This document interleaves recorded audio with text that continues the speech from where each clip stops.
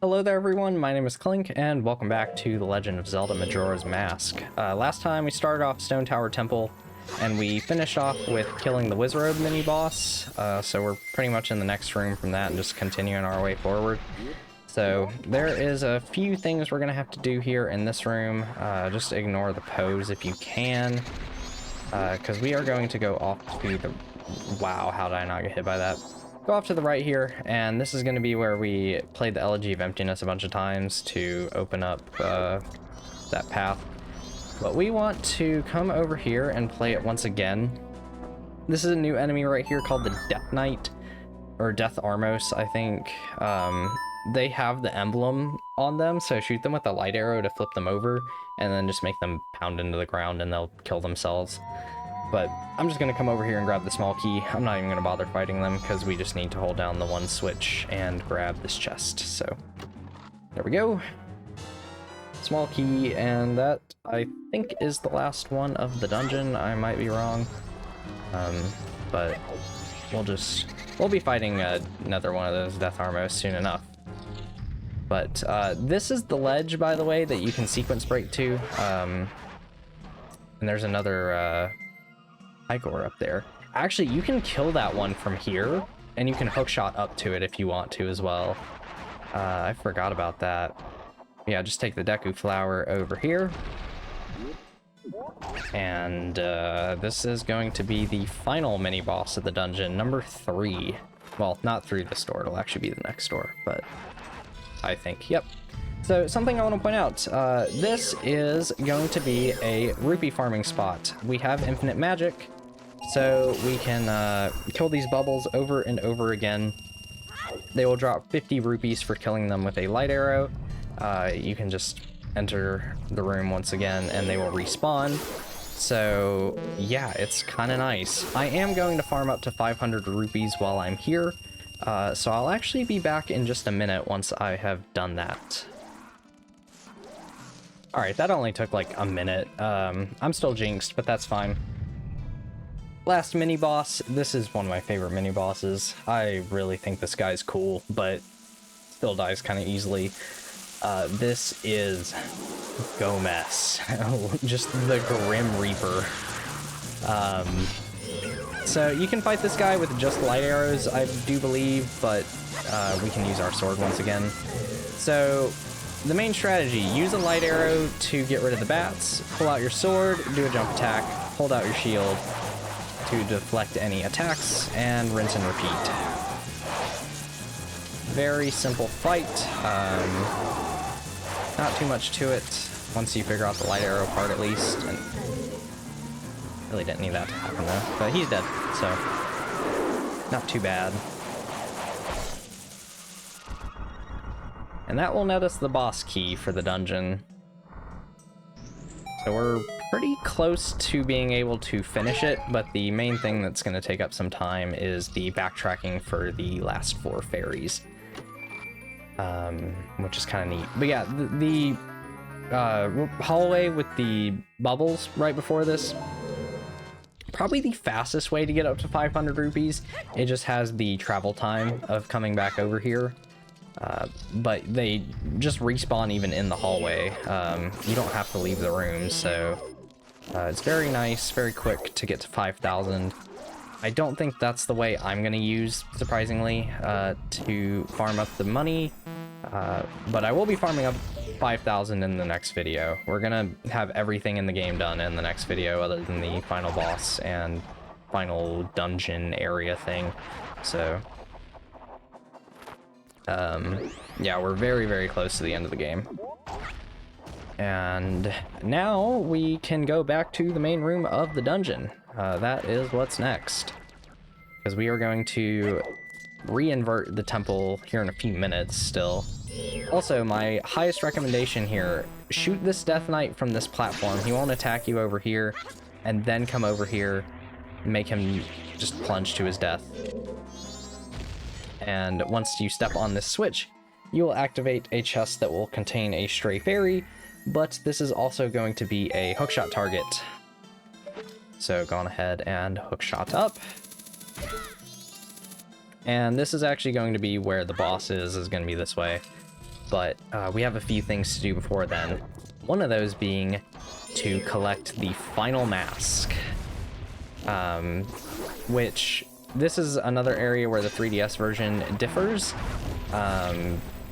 In the 3DS version, you'll get this mask during the boss fight, but in the Nintendo 64 version, you'll get it right here on this bridge, which is very nice. I actually kind of like getting it in this version better, I think. Just because I also like the mask itself in this version more, which is the Giant's Mask. Within this mask lies the might of a giant, but can you use his power anywhere? Yeah, one room in the entire game. Lovely. But yeah, this is going to be the room that has the boss in it. Go on ahead and hit that switch. That'll spawn a chest with a stray fairy in it. And that's going to be your hookshot target to go to the boss. But from here, we can go... I mean, the entrance is right here anyway. I'll just walk. We can go back to the start of the dungeon and flip the temple right side up once again. You could also just fight the boss. Probably not a bad idea, but I like to get all the fairies before fighting the boss, so that's what we're gonna do. And I also won't make you guys sit through me playing the Elegy of Emptiness several times again. So I'll just cut past that part because it spawns you on the other side and you have to just play it again, which is somewhat annoying, but oh well. So we'll be right back. Alright, now that that is done, we can move forward, and I have never noticed that ever. Interesting. Very interesting. Okay. Back inside the dungeon, we have a quick ring around to do. So our first stray fairy is going to be on the bottom here. This will be stray fairy number 12. And then our next ones are all going to be us cycling pretty much all the way through this part of the dungeon again. So it takes a few minutes to do this. Back in this room is going to be our next one. Go on ahead and slap on the Zora mask and drop down. This is the one where I was like, I think this is the small key. And I was like, wait, no, it's on the ceiling. So go on ahead, pick that one up. Then we're going to swim into this corridor here to go back to the flooded room, which we want to go onto, yeah, this side. So no, it's fine. So you didn't have to do the setup earlier. You could do it at this point, where you shoot the block for the chest, or not the block, the crystal. But now we can just do that. There's a Beamos, so I'll use the blast mask to get rid of him. Plonk. And my input's in the wrong order there. And that will be stray fairy number 14. So the very last one is going to be in the boss hallway, which is this way, I do believe. No, this is the wrong way. We want to go back through this hallway, actually, don't we? Yeah. Because we want to go onto the bridge and go that way, because that is where we fought, what's his face? I'm also going to put on the bunny hood just to save some time. Yeah, we went through this room. You go up here. What was the first mini boss again? Oh yeah, the Garo Master. Yeah, and then you gotta go through this room. It's kind of annoying that you gotta go through this room again. Yeah, it's a little bit of backtracking, but it's fine, really. It's not that bad. Only takes a couple seconds, but if this is your first playthrough and you're like trying to figure out this dungeon blind, it's pretty rough. I'm gonna be honest. And I'm going backwards here anyways, so you can see if I fail this part or not. Barely didn't. All right. Some extra hearts, and should be the next room. Yep. So your stray fairy will be down here, actually. And that is all of the stray fairies within Majora's Mask. Pat on the back. Just don't forget to turn them in, because it would suck to have to do this dungeon's stray fairies again. As fun as the dungeon is, no one likes having to redo all this crap, so... Why did I play... wow. Muscle memory right there. I was like, song, Elegy of Emptiness. That was the Sun Song. Well, actually, it's right down up, but... soar to the entrance, and we can flip the temple back over, because we are going to the boss. Which I think I actually did this faster in my practice run, surprisingly. Because I think I beat the boss at around 9 a.m. But, oh well.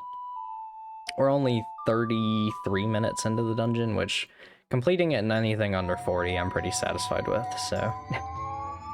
We have plenty of time to farm up money and... Are you serious? Why did I do that?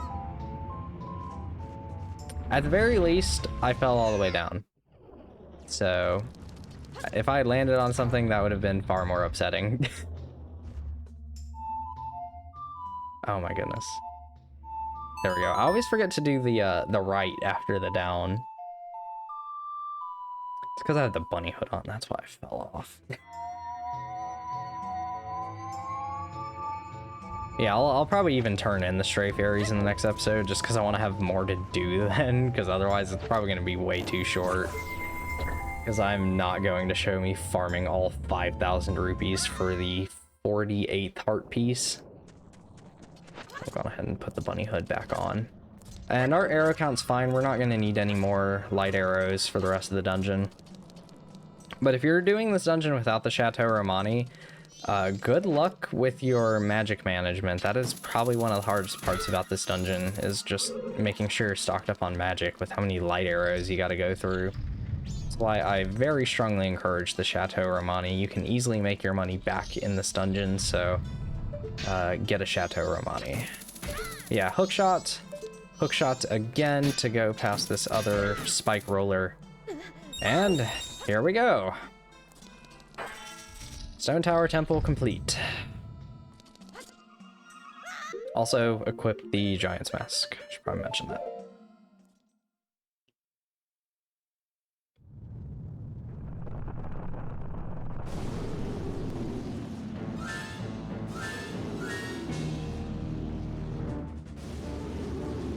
Meet the giant masked insect, Twinmold. So this boss, if you are playing the 3DS version, is entirely different. It's still Twinmold, but they completely reworked this fight in the 3DS version. You will not have the Giant's Mask. You will have to use the bow to take out the blue one, and then once the blue one is dead, you will fight the red one, and you have to do it barehanded with the Giant's Mask. In the Nintendo 64 version, put on your Giant's Mask and start swinging at their tails. That's the whole fight. It's very simple, but it's very cool. I like to kind of just focus down one of them, but if I can get some hits in on the other, I will take them. So once the tail's out. Also, the Giant's Mask does consume magic, so just even more stuff in this dungeon that'll use magic. But just another reason to have a Chateau Romani, really. So there goes one, though. There's the blue one down. But yeah, it's bosses like this why at some point I think it'd be fun to still do a Let's Play on the 3DS version. Even though this boss is infuriating on the 3DS version, it actually takes like 10 minutes to kill because of this red worm here. I think I can kill it on... No, I'm not gonna get it on this cycle. Ah, come on. Wow, despite all that, I've still only lost a heart and a half. That's wild. There we go. One hit away. And we're so close to the end now.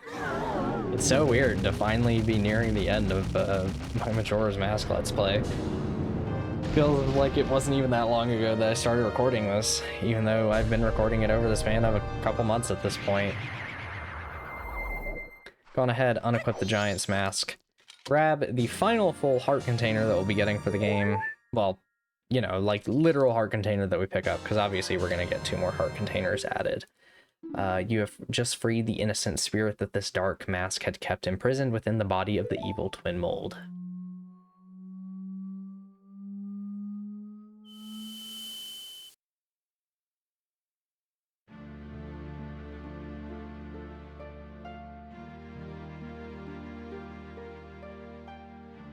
Oh yeah, blur warning. It looks terrible. Well, we've helped all of you. That's all we can do.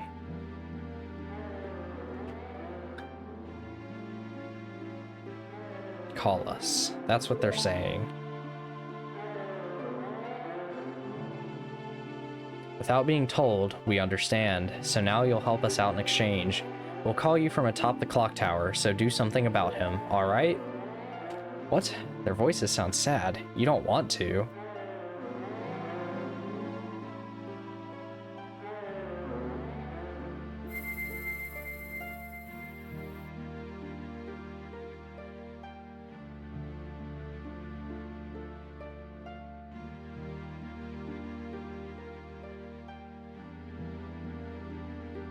Forgive your friend. Forgive our friend? What do you mean by forgive, huh? What friend? Yeah, at this point, it's interesting how Tattle has completely no longer considered Skull Kid her friend. Despite the Giants still considering him one, and they know that maybe this isn't entirely the Skull Kid's fault.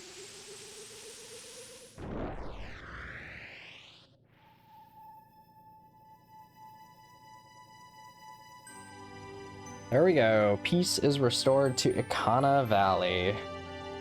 And Ikana Canyon. I forget which one this is called. Probably Canyon. I don't know. No, this would be Valley, wouldn't it? I don't know. It doesn't matter.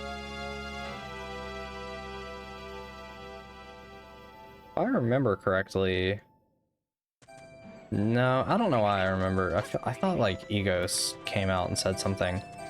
But anyways, with that, I am going to end this part here and fall asleep because it is 1 in the morning and I am really tired. So, with that, I'll end this here and I will see you guys next time where we'll be wrapping up everything in the game before the final boss. I'll see you then.